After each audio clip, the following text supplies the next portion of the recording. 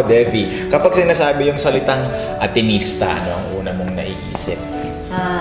Men and women or persons for others. Oh, at alam mo ba, yung pagiging persons for others ay manifestasyon ng isa pa nating core value, love and service. Okay. At yung love and service na yon, laging magkadugtong. Ay, oo, magkasama ang pagmamahal at paglilingkod kasi kaya ka nga gumagawa ng mga bagay-bagay, hindi ito para sa pagmamahal lang ng sarili o ikabubuti ng sarili. Kung hindi, sa pag-asa na makakapagpabuti ito ng kalagayan ng nakararami. Kaya ka naglilingkod. Oo, and you're always in a relationship with others. Oo, no, kinikilala na hindi lang para sa sarili ito. At syempre, dito sa Ateneo, itong love and service o pagmamahal at paglilingkod ay pwede nating makitang isinasabuhay ng mga iba't iba nating kasama sa iba't ibang sektor din ng Ateneo. As a student, I show love and service to my friends and the organizations that I'm a part of because I love the advocacy and I love helping people I care about. And I do this when I help out my friends, when I help out the organizations, because I believe that to show love and service, you have to help others and you have to be of service to them, even if it's just being there for them or even in helping out activities that they just need participants or even support. That's how I show love and service.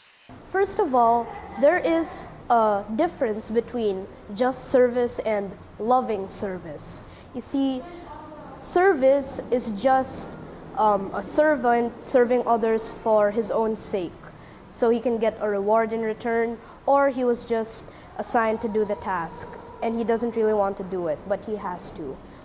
But loving service is when the servant does the serving from his own heart. He's happy to serve the people around him. Now, I'm not saying just because you are assigned to do the task doesn't mean you can't be a loving servant. It doesn't matter if you volunteered or if you were asked to do it, you can still be a loving servant. I can practice loving servant as well in my own little ways, such as teaching my classmates who has a hard time in math because I feel bad for him. Or I can pick up the trash from the ground to help the custodians. These are just small small forms of service, but they can make big changes and they can show that you love to serve others. Sinasabuhay ko ang love and service sa pamamagitan ng pagtulong ko sa mga katrabaho ko. Actually, pag mahal mo yung trabaho mo, hindi ka na nagbibilang ng oras. Kung kaya mo tumulong sa iba, tulungan mo sila. Para in case na pag ikaw naman ang nangangailangan ng tulong, siyempre, malamang tutulungan ka rin nila. It's a decision that you make. A decision that you make. Socrates says, the unexamined life is not worth living. That's why beware of being too busy. Beware of being too successful. You have no time to think. You have no time to think. You have no time to pray. Because thinking leads to prayer.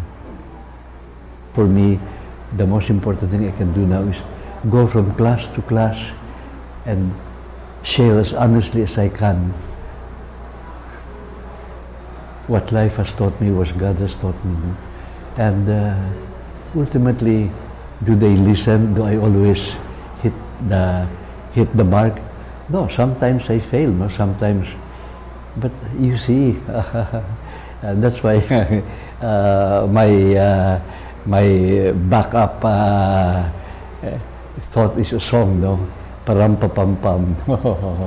you know, because it's just a song of a drummer boy.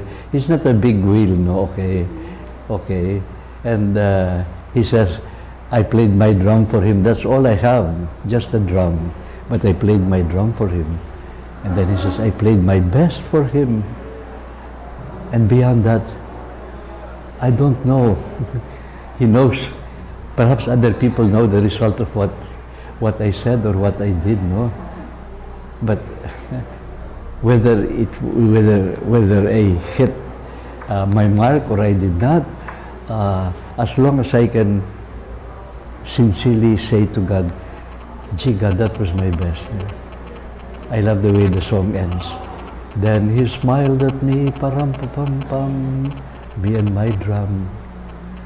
As a grade schooler, I can practice love and service to others by helping my classmates and teaching them with their difficulties that they have in school. For example, if they're having a hard time in math, first I can give them a drill, and then if they get it wrong, I can show them the solution that leads to the answer. And then I'll give them another drill so that they can apply what they have learned from me. I love to practice love and service to others so that if I teach one person, that person will learn that value from me, and therefore they can apply it to other people, and that cycle will repeat until everybody will know the value and what they have learned from the other person.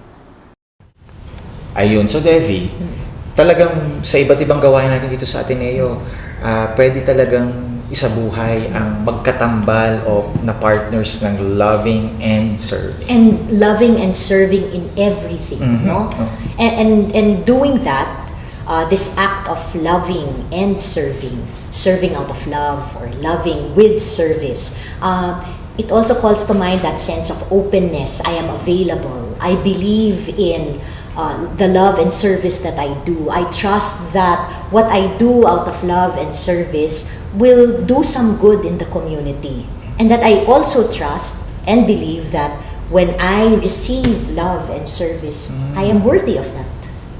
Okay, so bahagi din tuloy ng pwede nating maliwanagan tungkol sa love and service ay habang sinasamahan at dinadamayan ako out of love and out of service ng mga kasama ko, ako rin ay sumasama at nagbibigay damay o dumadamay, nakikiramay out of love and service sa kapwa. So ano siya, no? Magkatambal din tong love and service, kaya lagi siyang may ugnayan o in relation with others. And again, you have to be conscious of that.